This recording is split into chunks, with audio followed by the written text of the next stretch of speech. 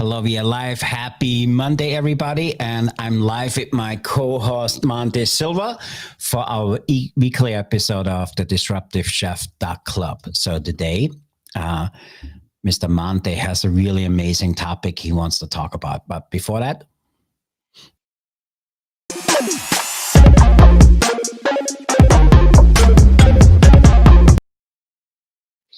hello again and happy Monday. Can you believe it's Monday afternoon? I'm Christian Fischer, your host of the Disruptive Chef Show. I'm joined here by my co-host for this special episode for our club division, Monte Silva. Happy Monday and welcome to the show, Monte. Hey, Christian. Great to be here, as always. So you and I talked a little bit about what nuggets we're going to share today with our listeners. So what do you have in store for them today? Well, I was thinking, I'm starting to get a lot of people asking me about, what it takes to be a coach. And let me share this. I got an email. I'm jumping on a call with somebody today after this show. And he sent me an email that said, hey, I loved your article. I wrote the article about the 70-hour work week. Wanted to set up a call. I have been a highly successful executive, but I just went through divorce and looking to change career. So I'm starting to get a lot of conversation with people that are looking to make a shift out of the restaurant industry as far as operations and moving into something where they can use their talents.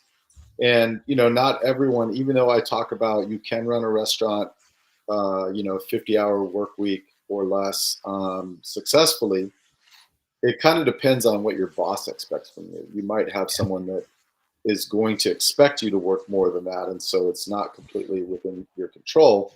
But being able to shift outside of that to starting your own coaching or some kind of an industry-related business is an opportunity for you to be, whether you're opening your own restaurant or whatever, for you to be in charge of your schedule.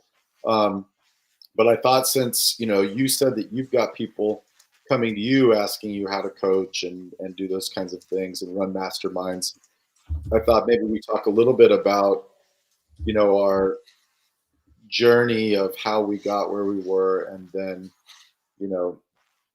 how we have learned from our mistakes and now help people get into the coaching field or a similar kind of switch in our industry.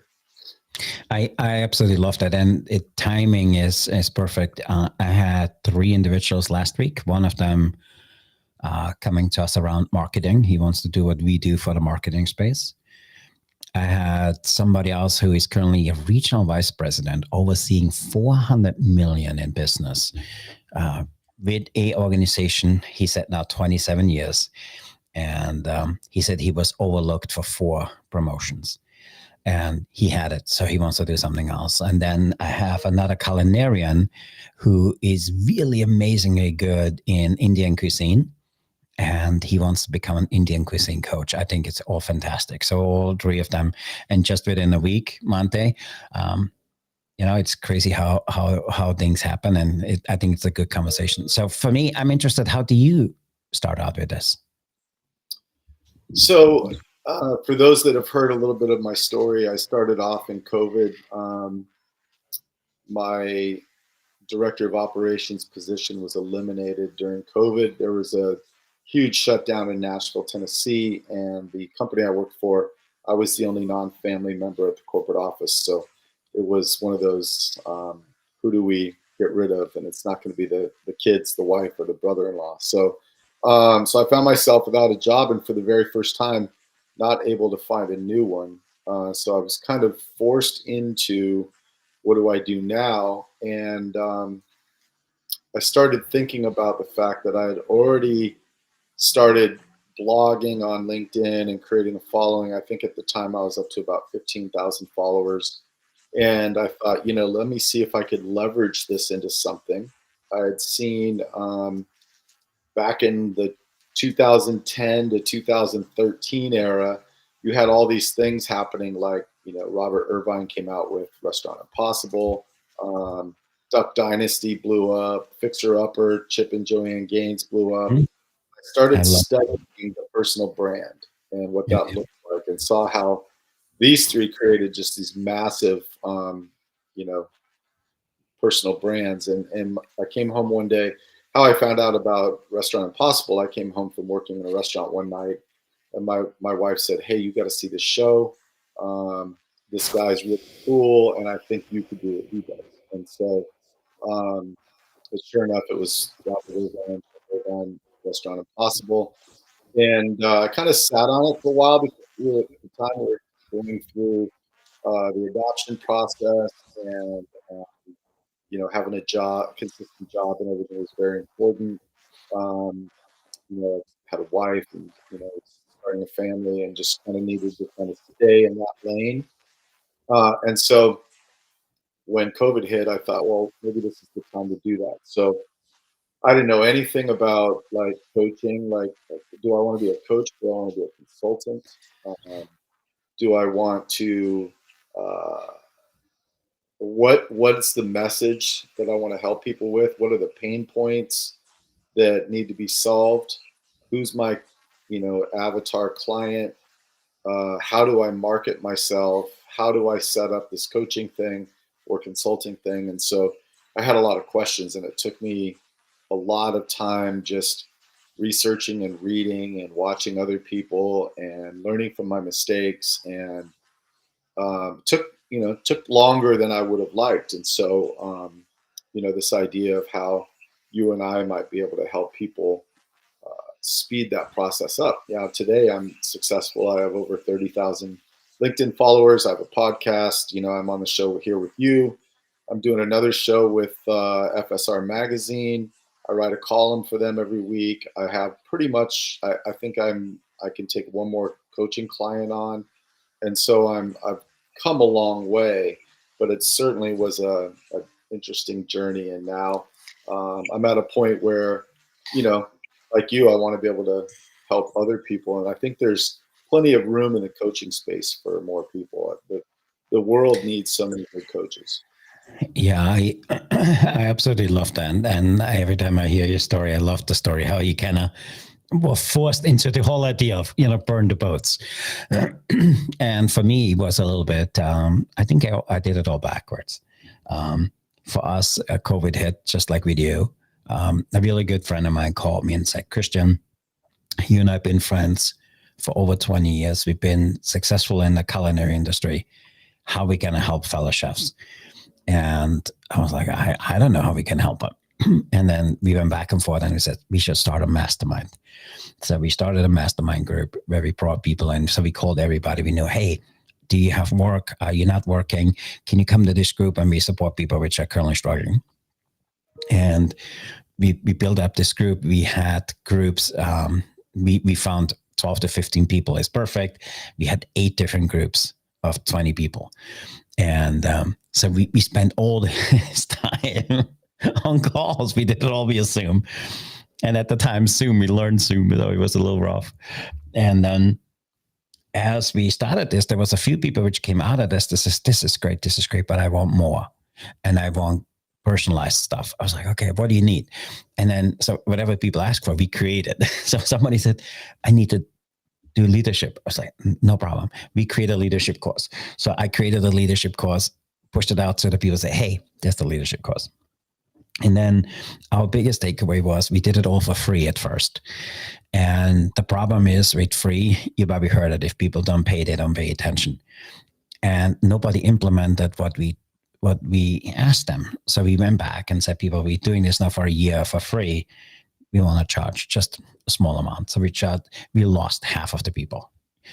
And we were like, oh my God, this is so much easier. Now we have less people. They're actually paying for it, and they're doing the work. So now we will have to be on our game. So we kind of learn, went kind of deeper to learn a little bit more so we could provide valuable content to them. And then out of that, as always, there was a group and said, this is great. I want to be you. Can you teach me to be you? And I was like, I never really thought about that. Let me create something. Then we created something. And so that was our journey. around that. And that's how we do what we do. And, like you, I've been in the industry for over 30 years, made it to the top 1% of the culinary industry at the height. I managed a $4 billion organization, was responsible for the culinary field for almost 40,000 souls and amazing people out there. And I always loved what I did. I didn't like who I did it for. And so I always tell the story that COVID happened to me and not for me, and then I kind of pivoted. No, that's not correct. It actually happened for me because I was able to produce and do something not to me. And COVID was the best thing for me. What happened because we were able to build this, and from the personal side, we built 7 business out of COVID. We have a successful coaching group now. We have a successful, we don't call it consulting. We are more of advisory group. We have 3 restaurants, soon to be 4, and things work. So what I love about when you and I talk about it, and we say this all the time, is you and I share our experiences because we went through. It's not something we read about, heard about, or watched. We went through it. So if somebody asks me, hey, Christian, how can I build a brand? I can tell you, okay, you can do what I did wrong for 11 years, or I think there's a right way. I can show you how to do the right way because we did it wrong for the first thing. And for me too, my wife and I talked about, we went away for the weekend. So, and on our way back, she says, oh my God, Christian, you remember I had this consulting group. It was called Integrative Culinary Solutions, very tactical. It failed. Then we started another one that my wife and I have always been in different businesses. So I also know how it feels to build something and it doesn't work out because it happens to me 4 times, And so I think you said something, and maybe we should take that conversation today this way. How do you know? Okay, let's do it this one. You tell us what to do, and I tell the listeners what not to do. So to finding your perfect avatar, what is a do? What should people do to find the right avatar? Yeah. So, and this was a mistake. Actually, it was kind of a mistake, and then it worked out okay, and then it kind of was a mistake again. The first thing I had to do is I had to determine, do I want to be a coach or a consultant? Because you have to kind of determine your style before you can really determine your avatar. And so I decided, for me, coaching I liked better because I grew up playing sports, I ran restaurants. And so the coaching model I always utilized. I bring people in, be able to kind of verbally put my arm around them and take them under my wing and help them. And so I decided the coaching model was better for me. I like working with people in a longer stint of time and creating relationships. I like seeing lasting change, and I felt like coaching was a better model than consulting. So I determined that first. Then I started reading books on marketing and coaches. And the next thing that really I needed to focus on, who was my avatar and what were their pain points. So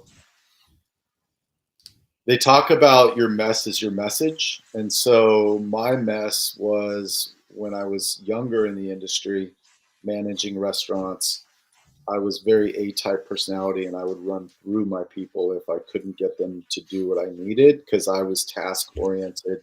And if you're not going to do it, get out of the way, I'll do it. And because of that, I went through burnout, divorce, and a lot of other things. And so I had, in my mess of my experience, I had this idea of, there are people out there that are struggling to run a restaurant and not be sucked into, that Al Pacino quote in Godfather: every time I try to get out, they suck me back in. And so I decided to kind of lean that direction. So my very first 2 clients were successful restaurateurs in that they had a thriving business. Both of them were married couples, and at least one, if not both of them, were sucked into the day-to-day so much that They didn't see their kids. They were Yep. just business partners. They weren't husband and wife. And so um, I worked with both of them and just kind of developed this way to work on the business and not in it. So those were my first two. That was really my first avatar. Yeah. Since then, the people that have reached out to me, and interestingly enough, all of my clients came from LinkedIn. So it's interesting. LinkedIn is a great tool for drawing people in and letting them, putting some free content out there so that you are establishing yourself in the industry and also helping people. Yeah. Then it kind of shifted. All my clients since those first two have been successful restaurant people. They've owned anywhere from 1 to 3 restaurants, and some were still in the day to day and needed kind of that first avatar approach. And then a couple of them were already working on the business and not in it, but they didn't know how to scale to 5, 10, 15, 20 restaurants. So now today, my perfect avatar is someone that wants a restaurateur that has 1 to 5 restaurants. It does a minimum 1 million per unit and wants to scale and wants to continue to work on the business instead of in it, and wants to be able to attract the right people, build the right teams, implement the right systems, and then strategize financing future growth once they've kind of made that perfect box. So that's really how it's kind of shifted. Made a lot of mistakes. In the beginning, I went for the big thing, like, hey, I'll take any restaurant, person. And it just didn't really, it was too broad of a net, and I wasn't catching anything. It's kind of like, if your net has holes in it this big because you stretched it out too far and stretched it beyond its capabilities, it has all these holes that fish can swim right through. But once I made the net tighter and smaller, I was able to attract people that really wanted to work with me. I love that. And actually, this was, if I say, hey, you did the do's, mine, I talk about the don'ts. The first don't one is, I think you can't overlook the importance of culture and whatever you do. Culture, if their ethos and their values fit, yours and vice versa. And for me, like you, at first I started out, I'm going to help everybody. And you realize if you're for everybody, you're for nobody, and then I was like, I want to help professionals scale their business or their career. And so I was almost like a career coach kind of thing. And I absolutely love with that. But then there became the second arm, which was where we help people build international brands in the US. And, we're working with a company out of Singapore, somebody out of Spain. We have somebody out of, they're a little bit outside of how can I call it? I think they're Indian. At the end of the day, they are out of India. And then we just signed somebody who is out of Australia. And because I've been in the industry for that long, so I have a really good handle on how to get people or get a value built. So for me, number one, if you do it, my don't is don't overlook culture. Because for me, I took everybody, and sometimes when you get on a call and you're not aligned from a culture and from a value perspective, it's really hard to provide value. And I had to say goodbye to those 8 people. And I will never forget this. I said, I don't want to work with them no more, because it became my non-negotiable. And then for me, the second thing was, don't neglect the experience of your client. And, it starts out with quality of video, quality of audio, if you do it virtually. Ensure that your coaching reinforces their priority. And for me, I think that's my do not do this on around client avatar. Yeah. So now you had your first 2 clients, you build a successful. So if you, how did you scale your coaching? Because I think a lot of listeners which get into, they have maybe 3, 4 clients. How can you scale it to get more? or how can you get a higher ticket product? How did you do that? Yeah, so during the process, I definitely was undercharging in the beginning. Mm-hmm. Um, I was so committed to getting a client, and I was building this on the side while I worked a full-time job. So my time was somewhat limited. And I really just wanted to be able to get, a couple clients under my belt and um, kind of work out my own kinks and how I did Yeah. things. And so um, for scaling that, there's a couple things. One, my original model was creating content. You have create in the back of on your wall. So create, and so I just put a lot of free content out there, including Mm-hmm. a hospitality ebook that I gave away for free, that you could subscribe, get your email, and I send you the ebook. And then connecting on LinkedIn mostly. I am on Instagram, Facebook, TikTok, but really all my clients came from LinkedIn. It's a much bigger space for me. Um, I just like the people that are on. I like the people that are on the other channels as well, but I feel like there's more of my avatar on LinkedIn. And then were you gonna say something? No, you're right, because for me it's interesting. I have 30,000 followers on LinkedIn. I am doing very little on LinkedIn. I need to be more like you, and maybe you need to be my mentor in this, because I think I need to focus more on LinkedIn. I have a good following there for a very long time. I hit the 30,000 mark, I think 8 years ago, where they capped you at 30,000. And so I need to do more around that. Yeah, yeah. So I think for you, because you're on video a lot, LinkedIn has not stepped into the video space as well as some of the other platforms. But I write a newsletter on there, and I've been reposting material on there. And then the next one was connecting LinkedIn and some of the other social medias, and then going to some conferences. Um, but it still was like a slow roll. I was putting content out there. I wasn't doing enough of uh, asking for, what's the so what. I'd write an article and that would be it. So I started putting, a call to action on them.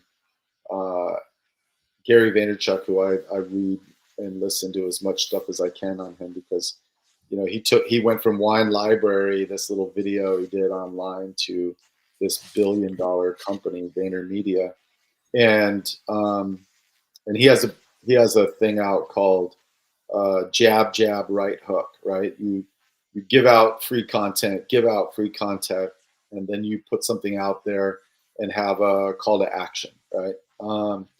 So I started doing some call to actions, and that really helped.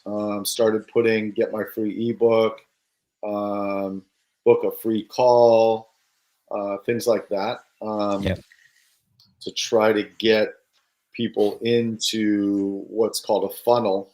When I read the Russell Brunson books, the funnel series that he does, it really helped me kind of figure out who my avatar is, how I'm going to Mhm. market them, where's the funnel start, what do I give away to get people in the system, and as I gain their respect, then I'm able to ask for them to purchase things. Mhm. I love that. Uh, so then this past year, 2023, besides create and connect, I added collaborate, and that's really been like the booster. The warp speed in my business is I started collaborating with people like you. FSR Magazine.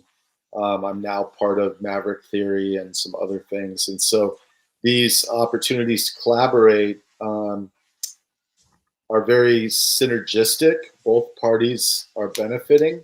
Whoever I'm working with is gaining access to the people that support me, and whoever they're working with, I gain Mhm. access to those that are supporting them. And so that's really been the major boost. You know, doing a call to action and then creating some collaborative opportunities. I love that. Yeah, no, I absolutely love that. And every time you talk, because I need to partner with you on something else, because I was just making myself a note. I follow up with you afterwards, because for me, the reason we call my slogan back there is create, because when you have conversations like this, you will create something. And for me, I have just 3 more ideas we need to focus on.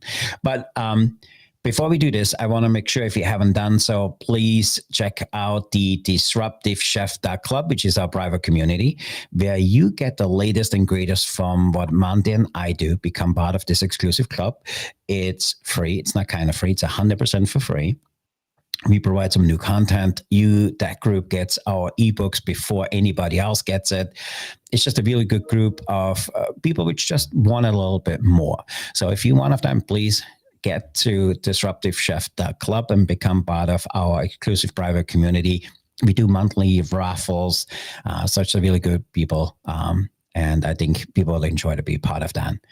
Also, if you haven't done so, if you like this episode, make sure you like it, share it with a friend of yours, share it with somebody who needs to know, and then also make sure you tag it if you want to watch it again, because you need to re-listen what he just said. There was a lot of great nuggets in there. We need to do more of that, especially around collaborating. And for me, that's just huge. So for me, around scaling, the things I want people not to do, because I made those mistakes. And, that's all for me. My hardest thing was, don't underestimate the resilience to change, because if you work with somebody, habits are habits. And sometimes if you want it more for them that they want it for themselves, it's really hard. And so be careful with that. And then I think what a lot of coaches miss, and I was that in the beginning, don't ignore the basics.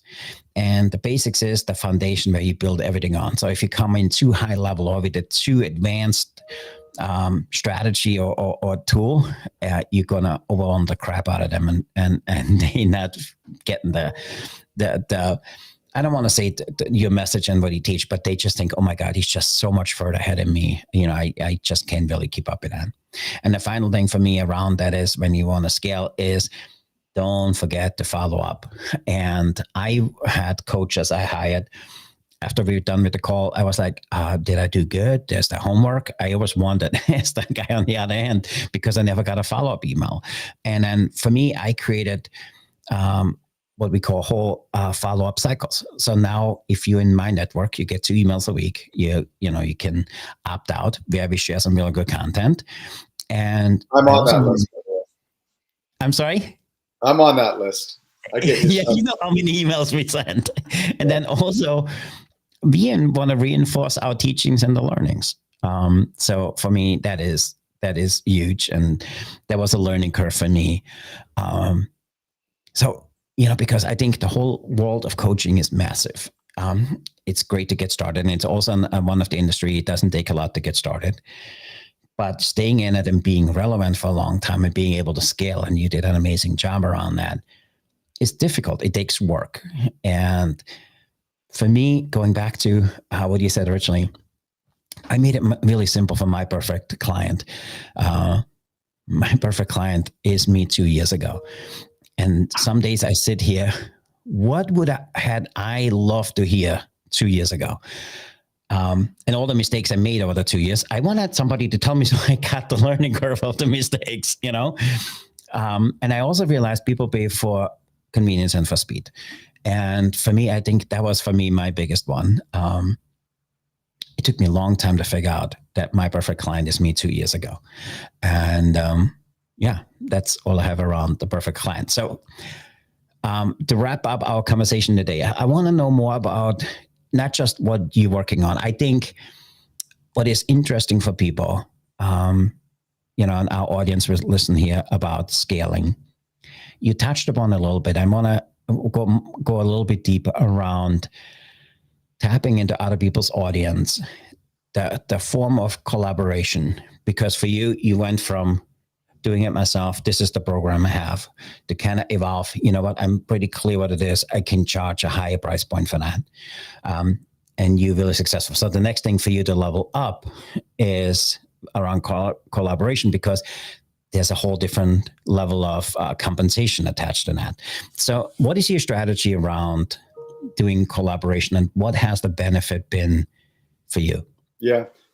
So I look for like-minded people that have different skill sets than me, because and yes, I've scaled. My pricing has gone up. One of the cool things for me is if you come into my 90-day coaching program, as long, if you find value in that and you continue to re-up for another 90 days, even if my pricing has gone up, you're locked in at that rate for forever, as long as we're working together. Because I feel like I made that promise. This is what I charge.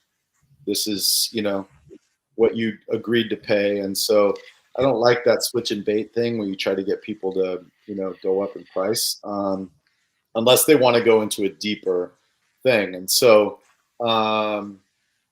so the first thing is, once you're locked in my coaching, that's your level. But I have raised my prices twice since I started. And part of that is because my time is becoming more limited on how many I can take on.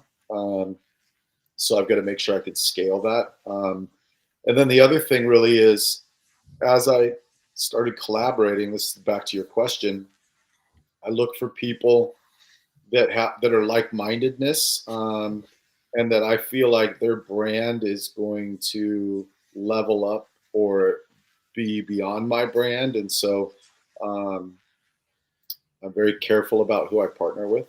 I'm very strategic, and I want to make sure that they're finding equal value working with me. Otherwise, it's just like a bad marriage where one person's doing all the work and the other person isn't. So that's part of it. And then, I think that I've been able to charge higher pricing because now my circle of influence is growing. And now if there's something that I personally can't do, I can say, hey, look, I know Christian. Christian is an expert. I dropped your name the other day. I'm talking to a potential client who wants to get into the airport and sports arena and college kind of scene. And I said, man, my friend Christian could, he's really tied in on a lot of the companies that, that outsource to restaurants in those kind of arenas. So just being able to add value to the relationship. And that's not just other coaches or other experts in the operations space. It's also partnerships with tech. I'm developing a partnership with Restaurant 365 right now, where they're bringing me into some of their events to speak, and I'm a huge fan of what they do. And so I'll be doing some cross promotion stuff with them. And, I think that it's the best inventory and accounting software out there for restaurants. And so I wouldn't be partnering with them if I didn't think that was the best of the best. And so it's just creating value for my clients. I love that. For me, around, I'm new to this collaboration space. And what I'm loving so far, and what was really a good experience was, let's take Chef Wall Chef. We talk about him all the time. So he was the guy who said, Christian, you need to do a podcast. And I think what I love about the whole idea of the collaboration, it gives me access to new skills because I had to level up. So we're doing podcasts now, and we just did our 100 just the other day. So number one. Number two, I try to connect with people and see how can I provide value to their services. I don't want to be them. I don't want to compete with them. I want to make them better. And these are my services, how I can do that. So for me, I'm also very strategic who I partner with, because I want them to be, their relationship being enhanced by knowing me. And for an example, tonight, I have a meeting up in Boston with 100 chefs. I think there's 92 chefs coming to the one. It is like a culinary event. And then afterwards, they have their business meeting. And I'm able to talk 45 minutes to the 100 chefs at dinner. And I said, how can I provide value to them besides what we do? And so what we created is we have we do a small little presentation, and we have a page in there that says, this is our trusted partners. And I'm listing you, I'm listing, Sean, I'm listing Troy. Because what I think the benefit with all of that is not that I diminish what I do. I think people look at me differently, saying, hey, look at this. This guy has access to all of these people and he trusts them and he puts them on a sheet. I think that's super powerful. And I think it elevates my level of influence within the chefs, because I'm openly shared. These are the guys I partner with and they're the best in the industry. And if you're smart and you reach out to them and says, hey, I got your name from Christian and he said, you give me a 10% discount, and so I think that's the benefit from all of us. And Sean says it all the time, a rising tide lifts all ships. So I think that's really important.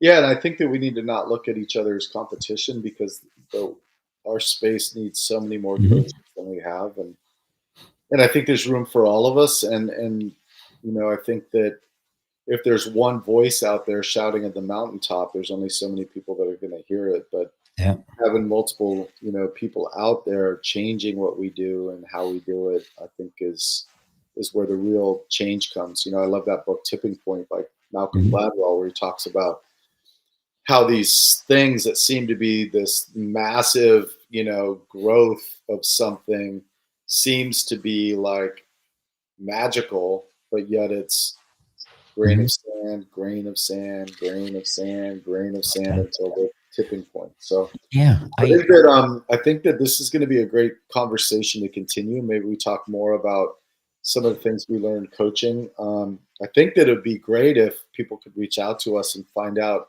You and I spoke off camera about how can we help some of these people that want to make this transition, like the guy I'm about to jump on a call with. How do we make these transitions? How do we help these people make transitions? And so I know we're talking about maybe putting together a mastermind for people that want to become coaches. I love that. I thought about this. What I would like to do is, let's ask people to come and join our private community, the Disruptive Chef Club, because when you in the club, what I would like to do is twice a month, I will hold office hours, and it's just exclusive to the people signing up for the club. You get a private link for a call and I stay on. If there's no questions, I hang on. If there's questions, I committed to bring Monte and some other people into that space. And let's hold office hours where people could kind of ask honest questions. What's going on? We can share honest feedback in a smaller group because they are committed to do it. So if you're open to that, I want to propose that. Yeah, that sounds great. Awesome. So to our listeners, if you found value in today's conversation, please make sure you like it. Leave us some comments because we read every single one of them. I will highlight all the good comments we get. If there's bad comments, Monte is going to manage the bad comments. So be really excited you guys listening in. Monte, I appreciate you being here. Thanks for the gift of your time. Any final words of wisdom for anybody who wants to go into the coaching space before we log off for today? Yeah, I think just finding a mentor. You're a mentor to me. I find great value and learn from you every time, and you're doing so many things. You're where I want to be in 2 or 3 years, rather than you looking back at, what would I have liked to learn? I look forward and like how I would like to be there. So you're a great inspiration for that. I appreciate you. Awesome. So if anybody has any comments, as Monte asked, please leave us some feedback, share with a friend. I mean, if you found some value in this and didn't have time to write things down, make sure you re-listen to this conversation. There were some amazing nuggets, which were just dropped here by Monte. And if you just follow half of them, you just cut your learning curve in half. And that's the reason why we do this. With that, I want to say thanks for being here today at the Disruptive Chef Club. And I'm excited to continue this conversation next Monday, 3 p.m. Eastern. Hopefully, you guys have a great, fantastic week. And to you, Monte, I appreciate it. Thanks for being the co-host, and we see you next week. Thanks, Sean.